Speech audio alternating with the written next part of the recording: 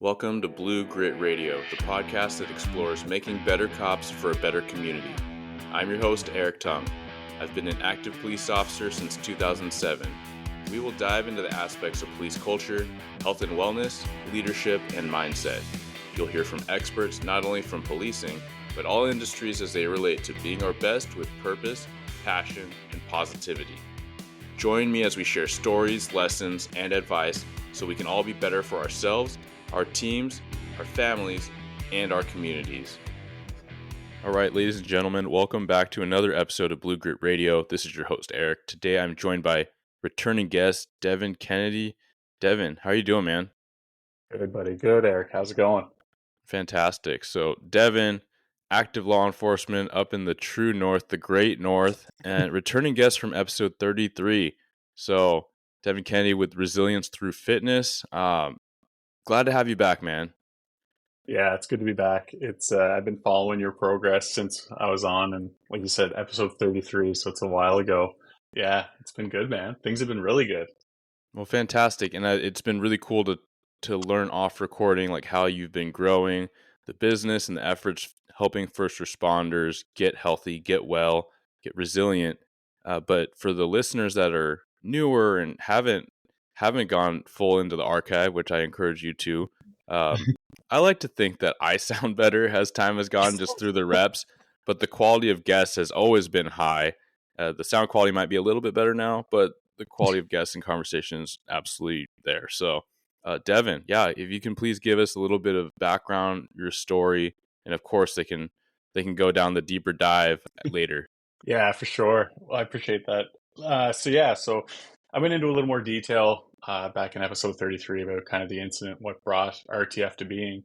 But essentially what happened was I come from a policing family. My mother was a doctor of natural medicine acupuncture, so I was already in tune with my body growing up. But I came from that, my father was a retired RCMP, 32-year service.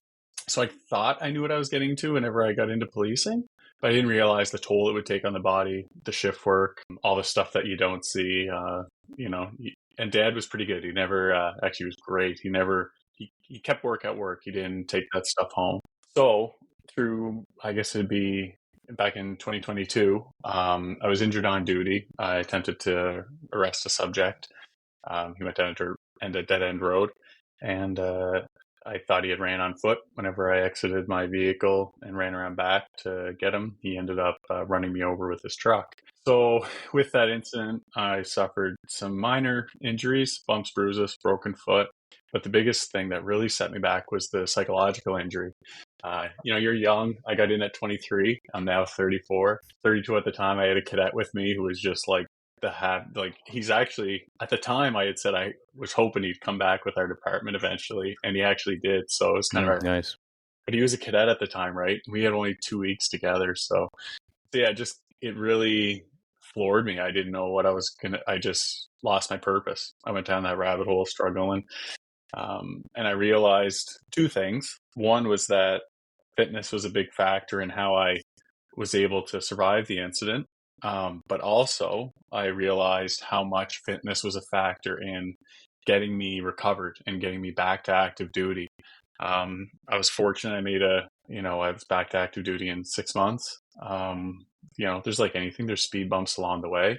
I've had my setbacks. We all do. But fitness was the thing that I kept constant. And I really remember the gym owner at the time here locally, 902 Athletics, the nicest guy in the world. And he legit was like, man, just make sure you get in here every day. Just make sure you get in. My family doctor, same thing. Just get into the gym, just get exposed. Because I was starting to pull back from, I was getting that anxiety toward going out in public and stuff. So fitness was a thing that I really just latched onto. Whenever I started policing, I was 180 pounds. Within 2 years, I was 235 pounds. I wasn't taking care of my body. So you weren't 230 of just raw muscle, just slabs Negative. of meat. Okay. No, you know what? And I always had like a athletic background, but once I got into policing, I lost all that. You hear it all the time in first responders. I used to, right? I used to play competitive hockey. I used to do this. Mm-hmm.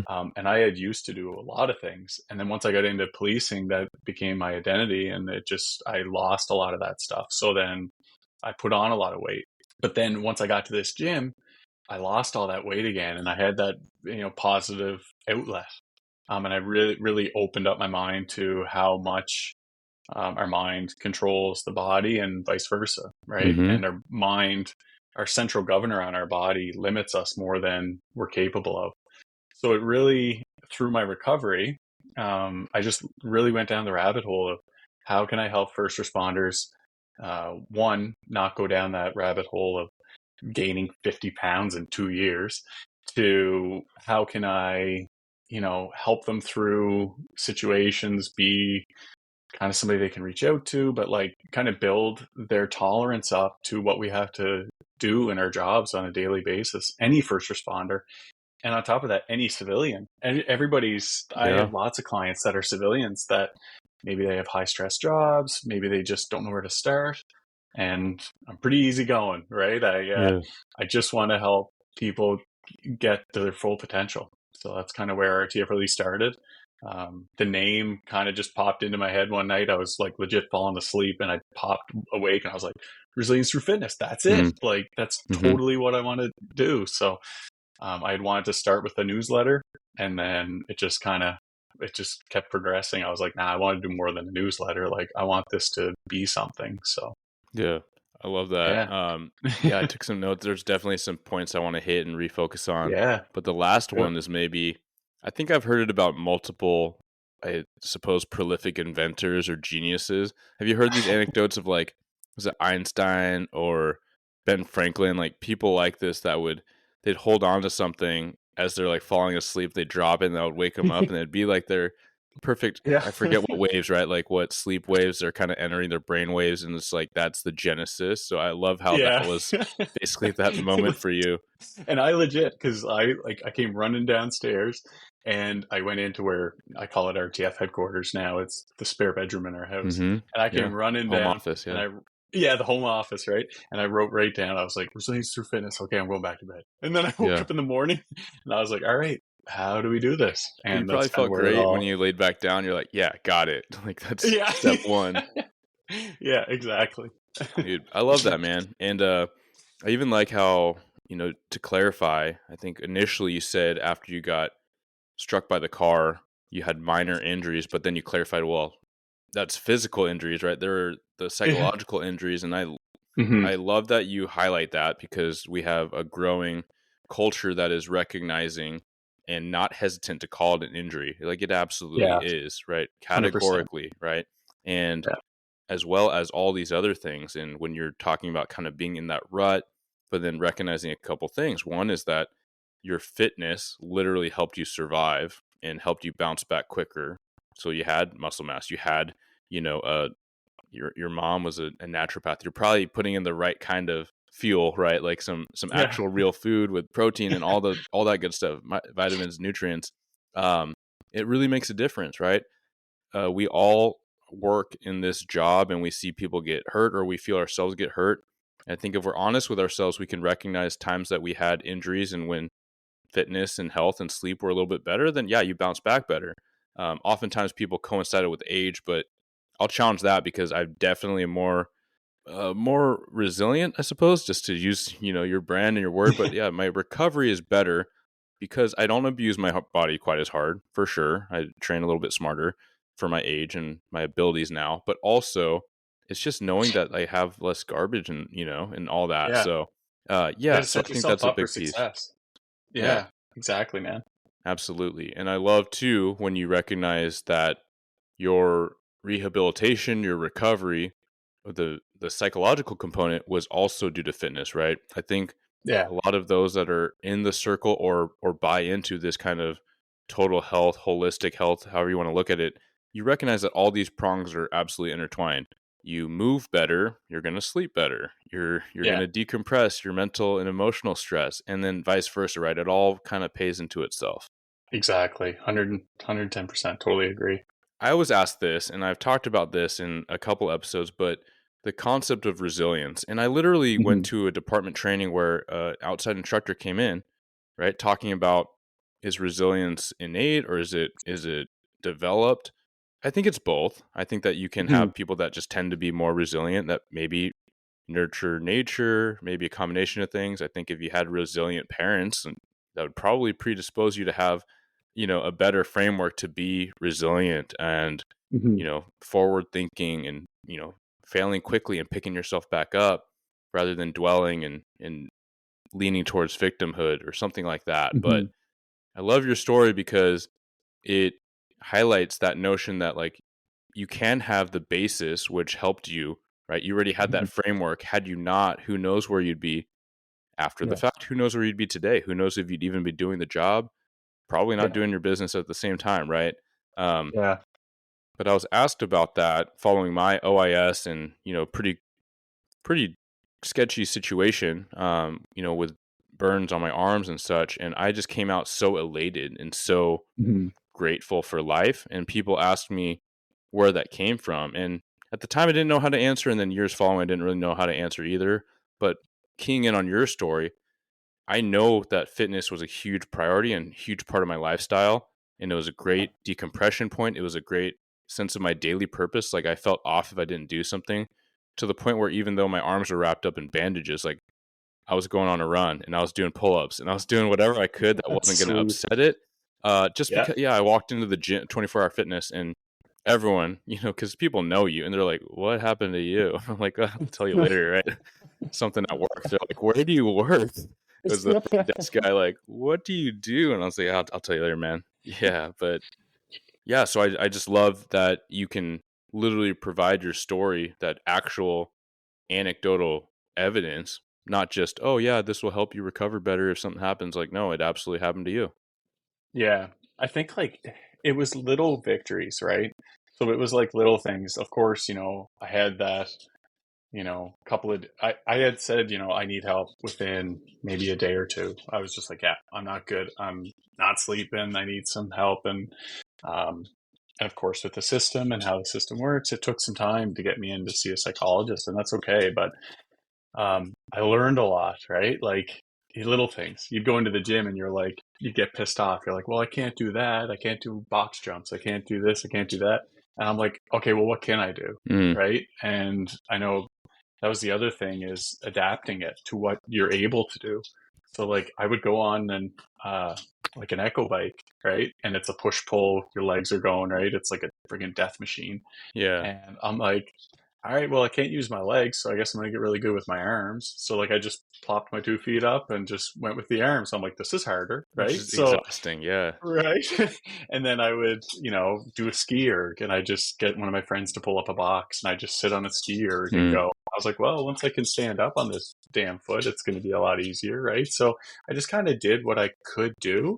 And then it kind of motivated me to do more and more. And by the end of it, because I was super scared to do like bar muscle ups and that type of thing, because I was like, okay, well, if I fail and I bounce off this bar, well, I don't want to land on my boot foot. Like that wouldn't be good. So, but then one day I was just like, nah, I'm doing it. And I ended up getting it. And actually, one of the photos is on the website because I'm just so excited. And it's ironic because the guy that does our uh, photos for the gym and stuff, he had captured that moment. And I was so amped. Like, hmm it was cool, right? Like those little victories, they really taught me, like, yeah, like, all right, it's a setback. I'm a new person. I definitely changed after the incident, but it's for the better. Like it's taught me a lot about what I'm capable of and what anybody's capable of. You just gotta do it and start somewhere, right? Yeah, absolutely. Is Yeah. that photo? So you're, it's like a muscle up, bar up, and you're over the bar, like your Yeah, torso's yeah, above. exactly. Yeah, Yeah. Is it torso's still up on the above the site? bar, pressing them. Yeah, it's still on the site. Yeah, it's under. I think it's called like my journey to resilience, or Yeah. like the beginning of RTF. But yeah, it's on there. So kind of just gives a synopsis of kind of what happened, my loss of purpose, but then getting RTF started, and that's my passion. Yeah. No, that's great. I remember seeing it, and I want to say I'm like, 90% sure is when you sent me photos for the social media to accompany the first podcast. And I can picture it in my head now. And that is, the story's so good with it, right? So I want listeners to, when you look at the website, when you go look at Devin and team's offerings, but you'll find that photo and you'll be like, oh, that's the story behind that photo. So it's like a Yeah. truly organic, elated fate, like victory It was, that, oh man, I was so yeah, amped, right? I just get goosebumps thinking about it because I was just like, yeah, like I'm back, baby. Like this is good. Right? It really just fired me up to keep making that progress. yeah. No, I love that. And something you said just highlights a earlier point of conversation, which was, resilience is helping you away from that victim mentality. And you literally Yeah, said it right. Rather than focus on what can't I do? I can't do that. I can't do that. Okay, fine. What can I do? And I think that yeah, that's a huge life mindset thing and a mhm, prevailing thing that is so hard for a lot of cops, even in the last few years. Like, no doubt, 2024 is a different, way more positive time to be a cop than, yeah, 2020. yeah, However, still we have so many people that are just wallowing, where I'm like, hey, I'm not trying to dismiss your feelings, but it's been a few years. Like, let's go. Not let's yeah, not focus on the little ordinances or how restrictive certain policies or laws are. Let's focus on what we can do, because people are calling 911. They need help, and you're the person that's going to give it like the best you yeah. can, and you know you can do something. Mhm. So I love that too, man. I think that is something that we should apply to all areas of our life, and think concertedly about that. And I think too, like rumination, right? Like we're so guilty of it more than we think, right? And I think too, it's that burnout from shift work, and you know, we're ruminating will totally it'll tear a department apart, but it'll really just ruin you. It'll You just focus on a negative thing, and then you just keep focusing on that negative thing and not focusing on how to come out of that negative thing, or how to pivot, right? Hmm. um, and there was like, I remember there was one of the books I read, Unwinding Anxiety, and it really talked about that rumination loop, that anxiety loop where you really go down. I call it the rabbit hole, where you're just like fucking right down the tubes. And that's right, like what you said. You think about policy or how times have changed in policing, and it's like, okay, but we can change it. Like we can, and if I can't change it, well, it's no sense me focusing on that because that's not going to change anything.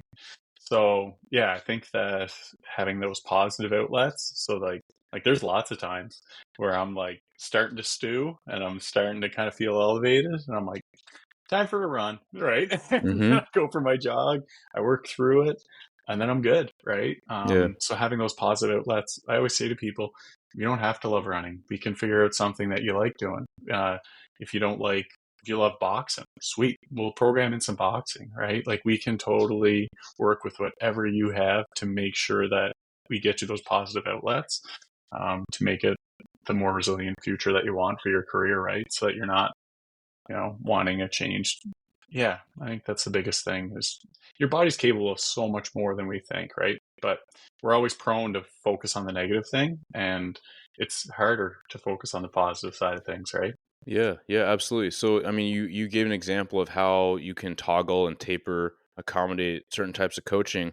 Can you give a rundown to like what types of services you offer, and then maybe we can get into like a lot of your maybe archetypes or kind of characteristics of like common successful clientele groups, right? Hmm. That come in and what you commonly see and what you're able to offer for them. But yeah, first things first. Like let's start with like where do you start and what do you guys do? Yeah, so RTF's all first responder, all our coaches are first responders. We have, it started off like I'm in Nova Scotia, so like Eastern Canada, but now I have four coaches, based out of Ontario. They're all first responders, police and fire. I actually have a client that's now a coach because he's phenomenal.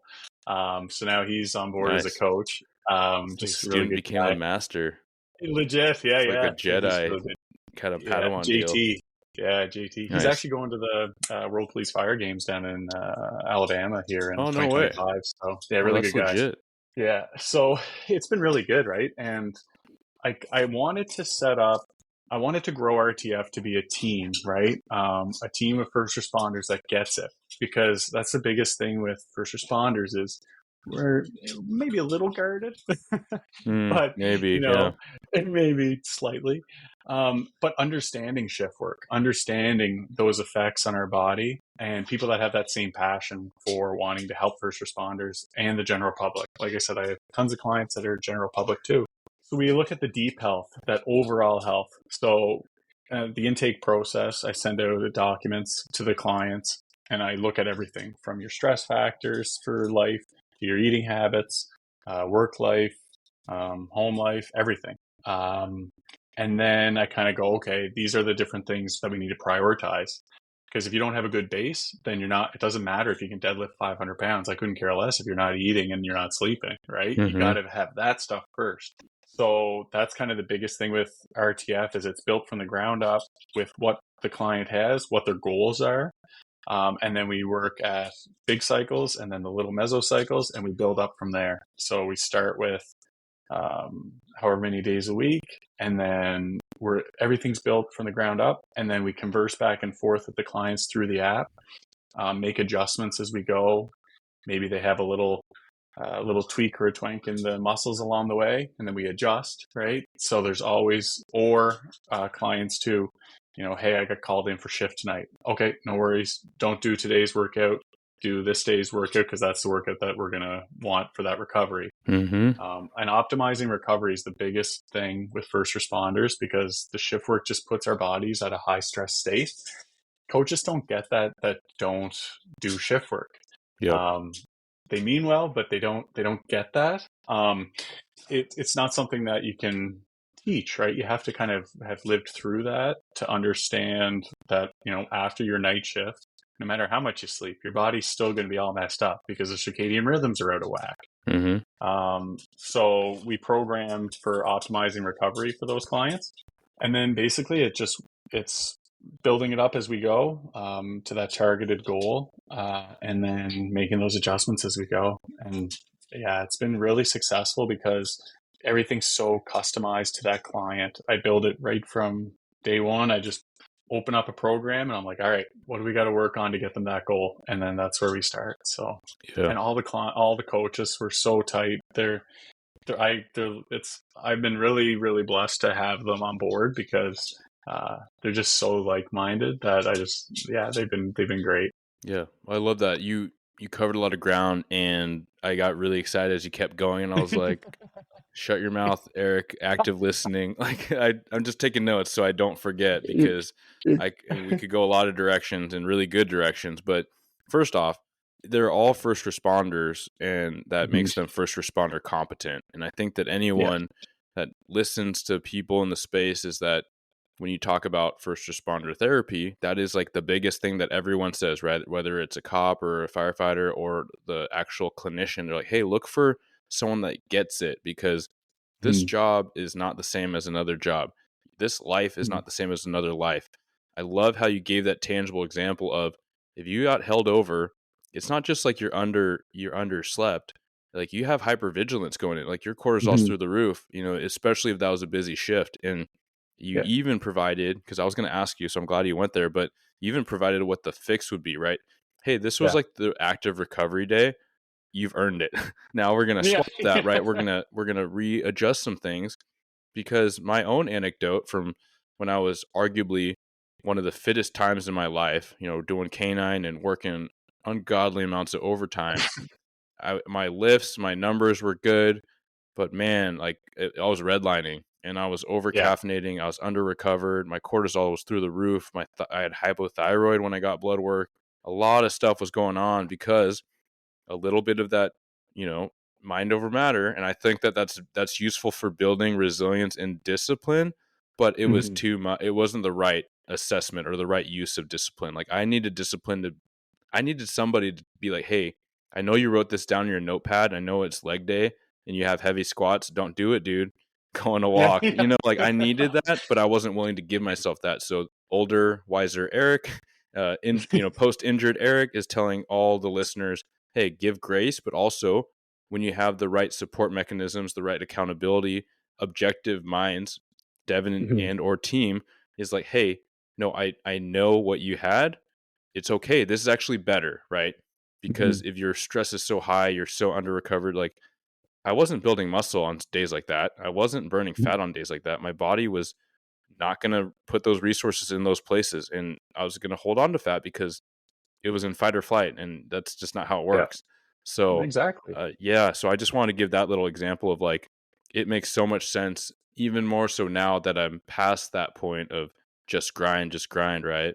Yeah, yeah, it's totally, and I've made those mistakes too, right? Like I remember we had a nasty call to one of our members got stabbed, and but he fled on foot. There's a little bit of him. I think it was about a 1 month, or no, sorry, 1 week that he was on the run through town. And long story short, we ended up getting him, and he's spending some time in jail. But it really, I was burnt out. I was working. I worked my full set that I was off. I worked overtime. Everybody did because we're a small department, so everybody had to pull up the slack and band together. But I was still going to the gym because I thought, okay, I got to burn this off. I got to burn this off. But I had just worked a 18-hour shift or 16-hour shift or whatever it was. And then I'd go to the gym the next morning and go ready to crush it before my next shift.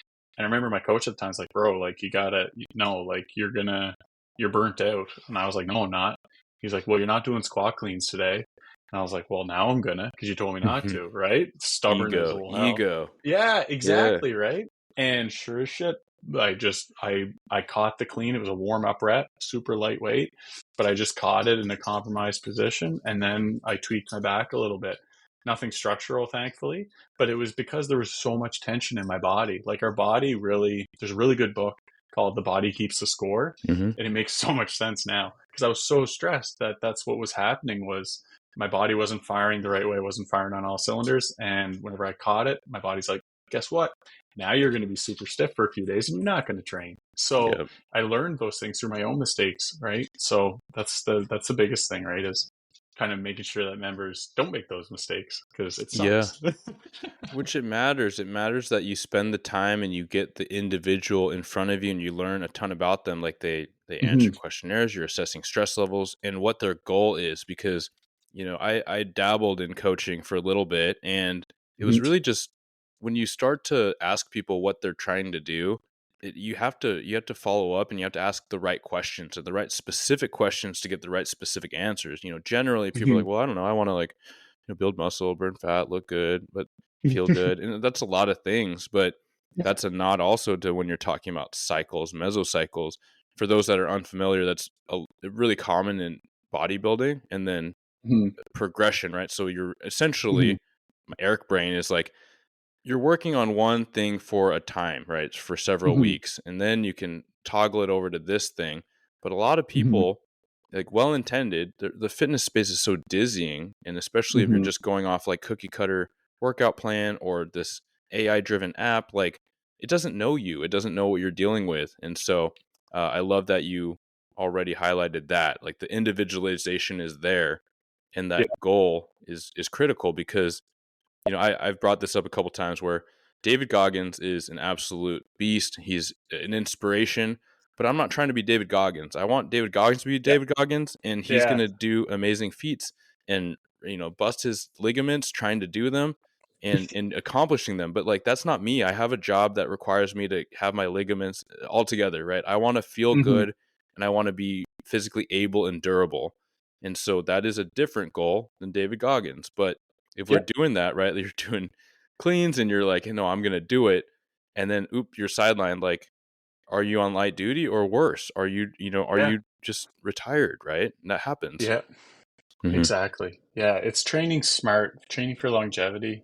Obviously, sometimes we have to push the pace, but it's being smart about when to push the pace, when it's time to push the throttle. We're not going to, push the throttle on, your first day off from a 4-day cycle where you're just coming off 2 night shifts. I'm not going to be like, all right, 1 rep max deadlift, let's go. It's your body is just going to be like, say what? Like it Mm-hmm. doesn't make you're not going to be primed for that.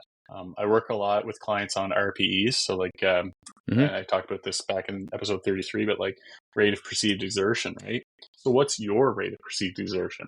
If I work on percentages, well, you might not be able to hit the 80% today, but you might be able to hit what 80% of what you're capable of today is. And that's still what we want because 80% of your 1 rep max or 80% of what you're capable of today, it's I'd rather you hit the 80% of what you're capable of today, because that's going to make us be able to come back in tomorrow and crush it again.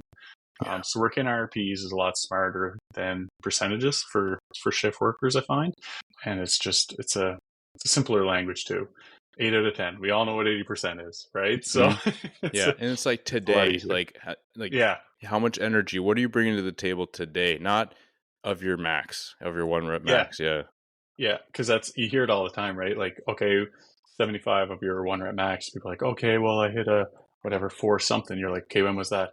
Oh, 2 years ago. And you're like, okay, well, that's 2 years ago. That's not now, right? So, but if you said what's hit 75% of what you're capable of today, then that's okay, right? Yeah. So it's a big thing.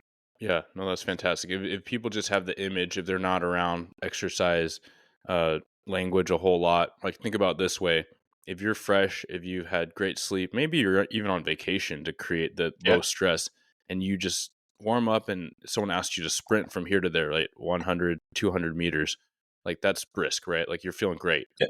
But if you're dog tired and someone's just saying, "Hey, I want you to run from here to there," it probably looks like a jog to you. Like that's Yeah. your all out, but that you're going like that's your RP is 8 to 9. Now I'm glad you brought that up because like literally today, great example is I've learned through many years, but I still stand to have benefit from an objective view. But what I'm gonna say is that years ago I talked about how I would just, if today was deadlift day, it's deadlift day, and if it's look back in the notebook, what did I do last time? Oh, okay, I have to beat it regardless of what Mhm. happened, regardless of the fact that I slept like crud, I worked late, so my hypervigilance, like even in my role, which is largely a desk role, if I'm in uniform and I'm driving home and I'm listening to the radio on the way home, I don't sleep well. Like if it's not my normal sleep hours, I'm kind of Mhm. jacked up because I just run more vigilant, and it takes me more to kind of calm down, and usually just things are a little wonky for a couple days. So with that, daughter's sick, wife wakes up super early to get out of town for work. I barely slept, and so I knew that I was going to do some curls, and I was going to, Yeah. get some dog walks in, and a little bit of core, but not like I'm not huffing and puffing, just something Yeah. to move and feel good. And I feel great. Like Yeah. my energy is maintaining because I didn't push it. But that's what I hear you and your team able to help people through, is like that Mhm. recognition, because we don't know what we don't know, and oftentimes our personality types, self-selected for this type of work, we Yeah. are apt to redline it and apt to say, "Oh, I'm fine, I'm going to do it," until you can't. Exactly. Yeah. 100%. You hit it. That's totally right. What are Got to train smarter. Yeah, so what are some of the people that come in, like if you could put them in boxes, and I know I'm asking you to kind of lump them together, but are there different groups that you tend to see more commonly? I find uh, it's hard. I've been fortunate. I've kind of hit multiple different groups, but the ones that like really kind of have always it's first responders that don't know where to start, or hey, I want to get into first responding. That's been a big Hmm. market. Like I don't know where to start, and I'm like, okay, well, what department are you going for? What's their test? And I'm like, okay, perfect. And then I hit on getting them ready for that specific test. So instead of saying, oh, it's a police prep for any test, it's a police prep for the pair, or police prep for the POPAD, or boom, like for what they're ready for. Firefighting, same thing, beep tests, getting specifically ready for that. That's been a big market. But the biggest thing I'd say is that shift work. And also just people that I've been fortunate. Whenever I started, I didn't really, I wasn't as comfortable in a gym, kind of self conscious a bit with it. So I found those are the clients, like I love seeing the clients progress, or clients that, are having a hard time with, they can't run. Like I have a client now, she's absolutely amazing. She hasn't ran in almost 10 years. And today she ran for 30 seconds on, 30 seconds off for 3 minutes. And I Yeah, was like, so fired up. I was like, yeah, let's go. I was like, fuck, I was going to flip a desk. I was so amped, right? I'm like, this is epic.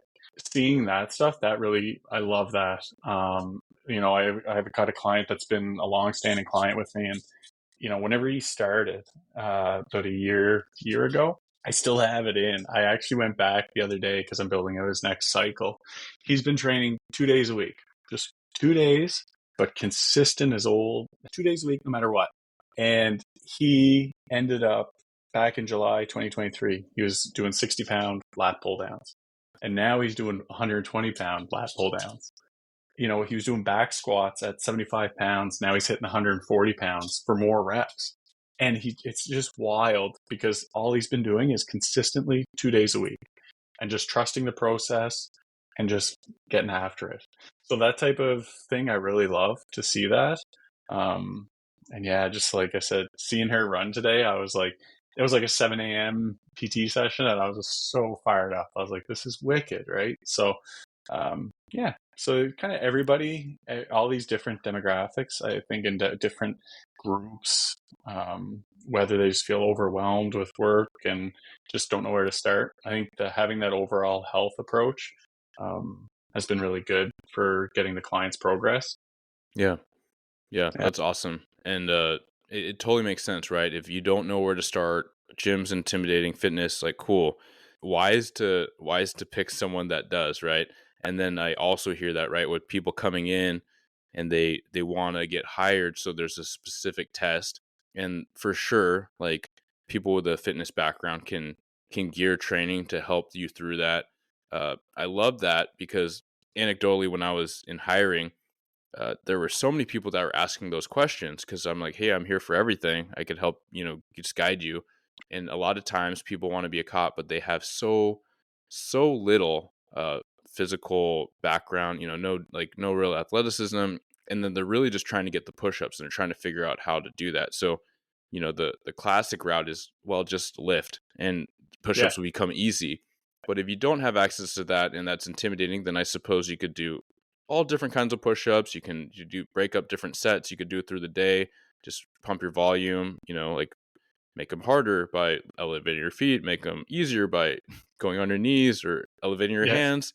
But I loved even just like at a certain point, there was this female applicant that was just a star applicant, and she ended up picking a different department. But I was at one of these physical test events, and she smoked it.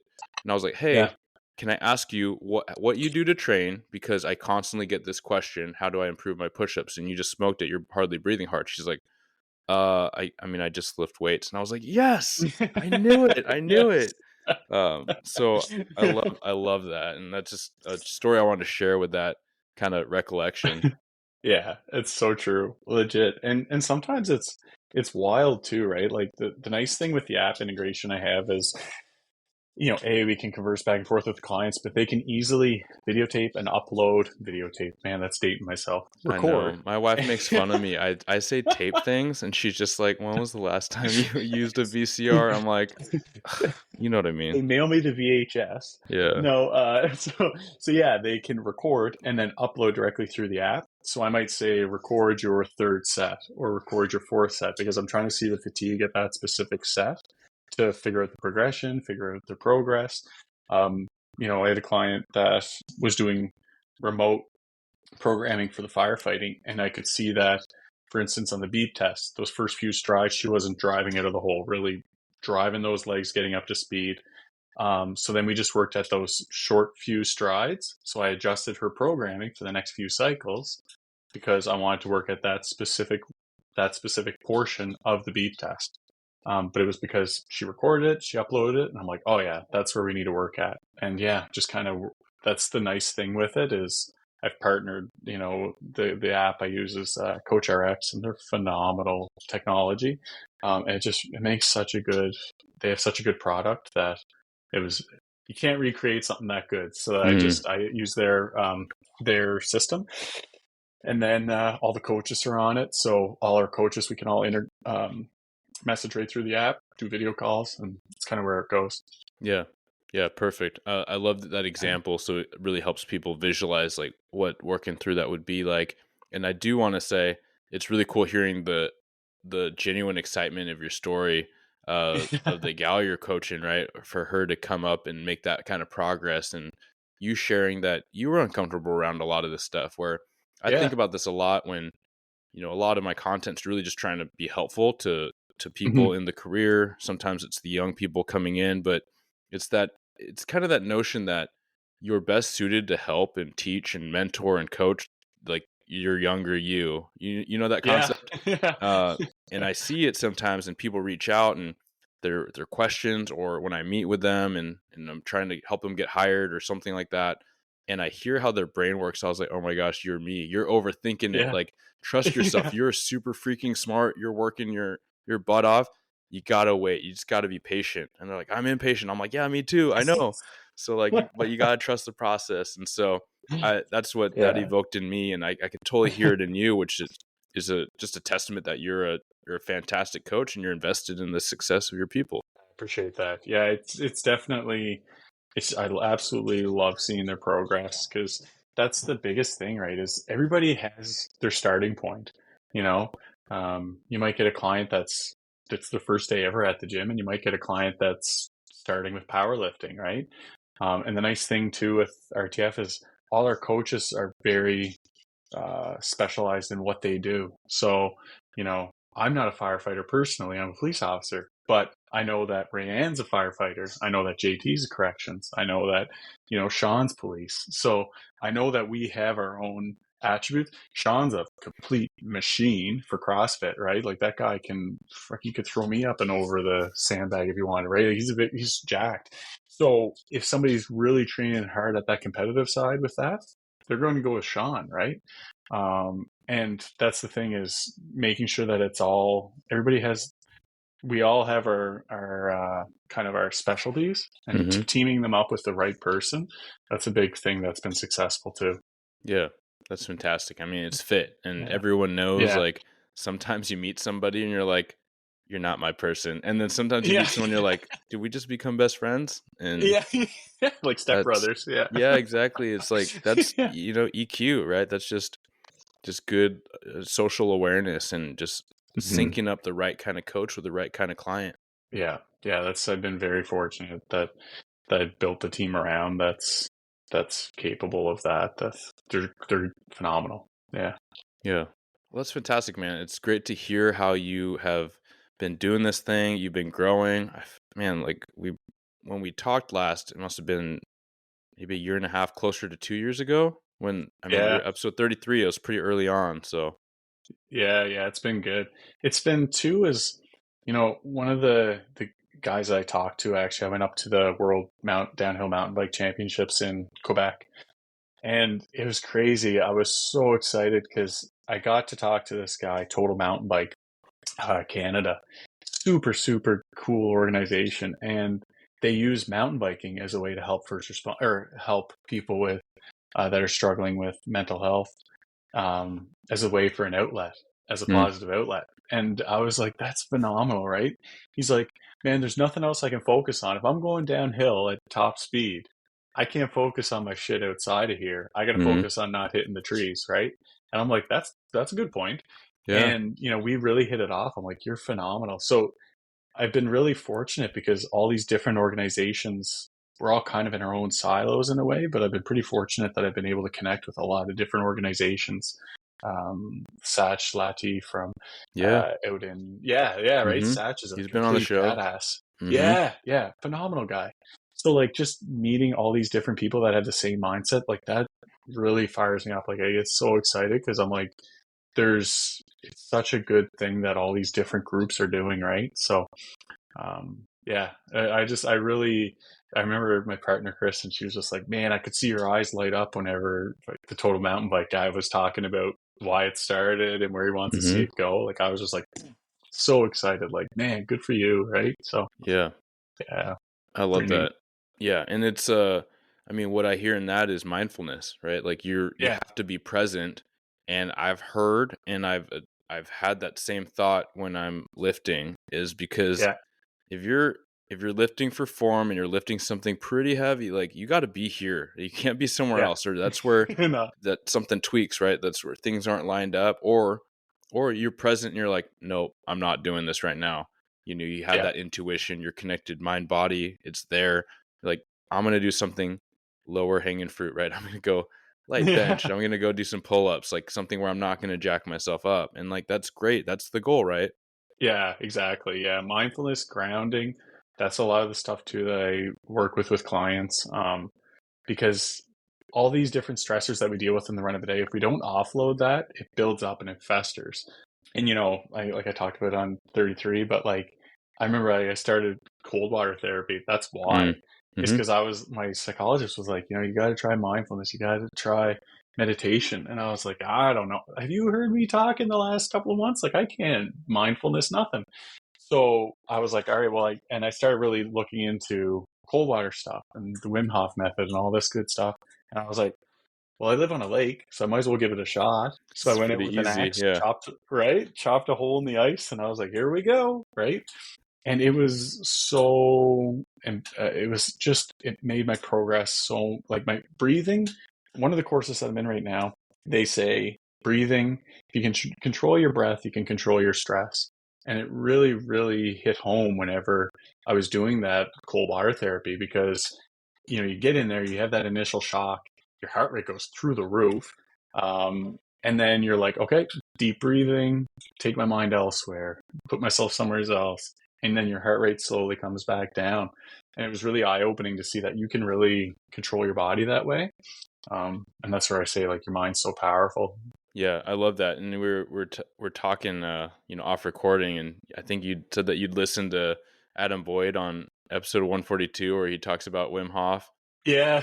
Yeah, so I was like, oh, perfect. And so a more recent episode there, and it just and what you were just saying about breath and controlling your body and kind of controlling essentially, like, I mean, your stress, right, and how your body is metabolizing or not metabolizing it, kind of reminded me to a thought I had that kind of flickered around. But earlier, when you're talking about the hypervigilance and the stress and shift work and how your body might be kind of fried, it's like, yeah, your nervous system is just so amped up, especially on a busy shift. And when you're out and about and you're doing these things, and it made me think about wearables, and some people are really into wearable technology and how you can actually see certain first responders can see that when they're on this kind of tense standoff for a couple hours, their body thought that they ran like 8 miles. Like, it was very Yeah. similar to the stress level of that, right? Caloric burn. Of course, you don't have the same benefits, and you need to figure out how to adapt that. But also, there's enough experts that have spoken on the fact that if you are fit and you do pay attention to breath work, and you can maintain and regulate your breath through that, or just key in and breathe when you can, and then after the call, breathe when you can, like, that's going to hugely benefit you. Yeah, it's so true. So your body doesn't know the difference in stress, right? Stress is Mm-hmm. stress to your body. So if you can train strategically for that, use your breath work for that.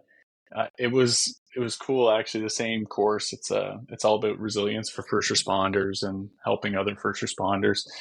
And it was wild because the first weekend I was there, it was like a retreat weekend, and I was like, okay, I'm going to go for my run. So before the supper or whatever, and I went for my run. And that afternoon, we had done a ton of breath work, ton of yoga stuff, really like qigong stuff that like was some of it was still totally new, Mm-hmm. but you really had to just be like, okay, I'm going to give it a go, right? And I went for a run, and like on my Garmin, it showed I hit a PR time for my 5K, and then it showed that my performance level was like a +8. Well, I've never hit a +8 on a performance for a 5K run. It's always been maybe -1, +1, average zeros, right? But +8 because I was in such a good headspace, and it was like the pressure that you get on your chest, it was gone. I was Mm. just in my zone. I was happy as could be. And I was like, well, shit, it's because I've been doing breath work for 4 hours this afternoon off and on. And it was really cool to see that it really does work, right? And my performance was phenomenal for the run. So it was really cool to see that breath really does help your body a lot.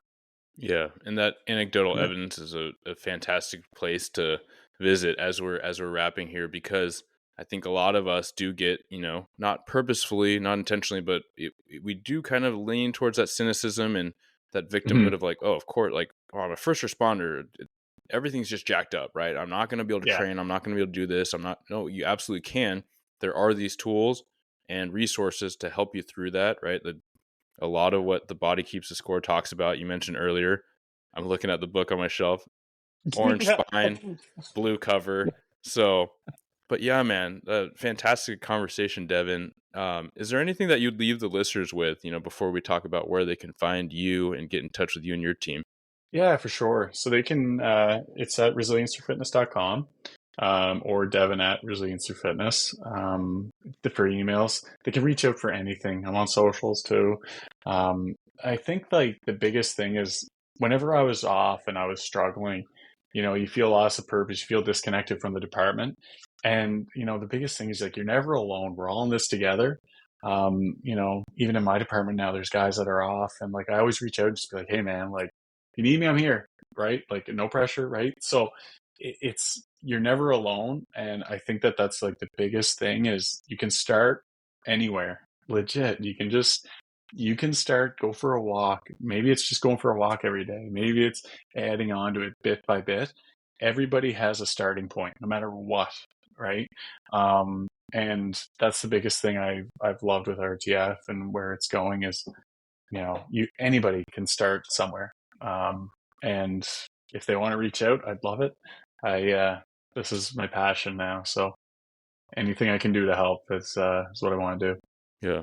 Well, I love that. Well, thank you so much, Deven. You covered such an expansive information that everyone can take something or some things tangibly with them, right? And even where you left it, which is like, hey, you're a resource, but start with something and Yeah, focus on, earlier that point of conversation where you're like, what can I do? yeah, Absolutely. And maybe you yeah, didn't love walking before, but maybe you're like, well, today I'm a walker. This is what yeah, I do, and get after it. yeah. Right now, I start my day with push-ups, and that's what I do. Yeah, it's funny. I bought an Echo bike because I absolutely hated the Echo bike, and I was like, well, there's only one way to get better at it, right? So I just started crushing an Echo bike, and I still probably hate it a bit, but I got better at Yeah, it. yeah, So, 100%, man. it's everybody's got a starting point, and if anybody wants to keep up on what RTF's doing, we have a newsletter that goes out monthly, and there's lots of good things coming, lots of stuff stewing behind the scenes. So I'm excited for the future with it. It's been good. Awesome, man. Well, thank you so much for your time and the information and insights, and all those links and contact info will be in the show notes. Thanks, Eric. Really appreciate you having me on, buddy. Absolutely, man. Thank you for tuning into another episode of Blue Grit Radio. As always, support this community by subscribing, giving us a 5-star review, and following, liking, and sharing posts on Blue Grit Wellness on Instagram. You can reach me there or email me at bluegritwellness@gmail.com. Be well and stay gritty.